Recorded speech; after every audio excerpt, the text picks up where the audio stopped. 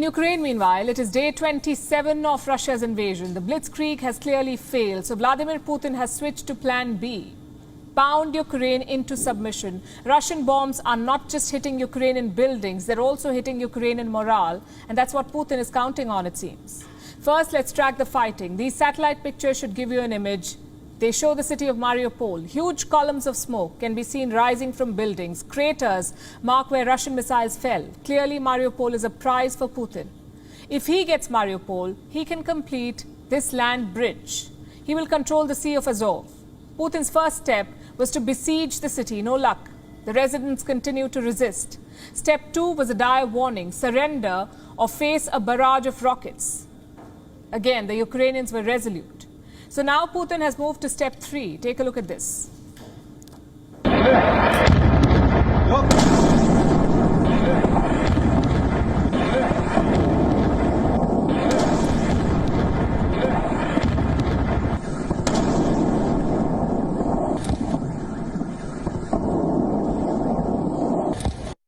So far, Mariupol has resisted, but how much longer? Food and medicines are running low, so is morale. Aid agencies say all routes into the city are blocked.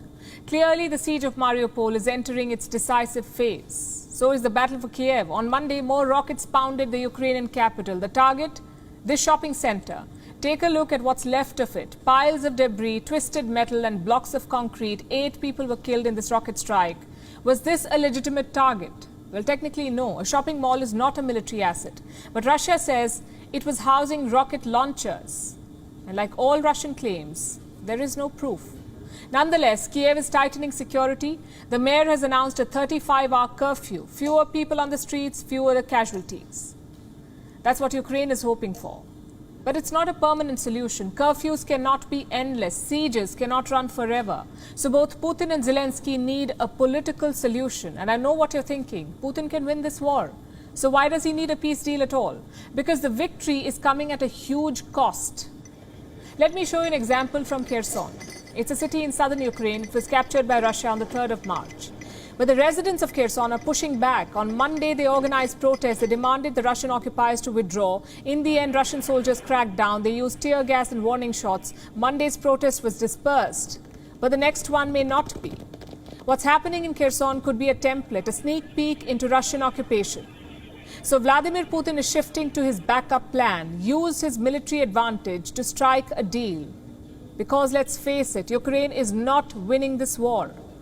At best, they can hope to delay the Russian advance. So Zelensky has agreed to a peace deal, but he does have one condition.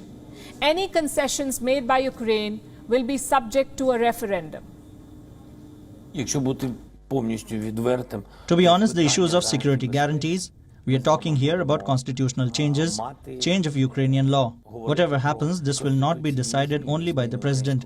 It is a long process which will be decided by the parliament and by the Ukrainian nation. буде вирішуватись не тільки президентом. Where does that leave Vladimir Putin? For now, he seems to have ruled out regime change. Instead, he's focusing on a political settlement. Now, we've told you about his major demands: neutrality for Ukraine, recognition for Crimea, recognition for Donbas. Will Ukraine accept these demands? Zelensky has accepted the principle of neutrality. He realizes that NATO membership is not happening. But what will Ukrainian neutrality look like? Will it be a Swiss model, the Austrian model, or the Irish model? Zelensky says none of the above. He is pushing for a Ukrainian model of neutrality. That model requires security guarantees. Countries must promise to defend Ukraine's sovereignty. The question is, who is going to step up? Zelensky's choices are clear. He wants guarantees from Turkey and Israel, but both countries are soft on Russia. Plus, one of them is also a NATO member. That's Turkey. The second disagreement is on Donbas and Crimea. Russia wants Ukraine to recognize these regions. Donbas is independent. Crimea is part of Russia. Well, here too, Zelensky is willing to concede, but not immediately. He's open to discussing Donbas, he says, and Crimea after Russia pulls out. Sort of like a Minsk III agreement. But will Putin agree to that?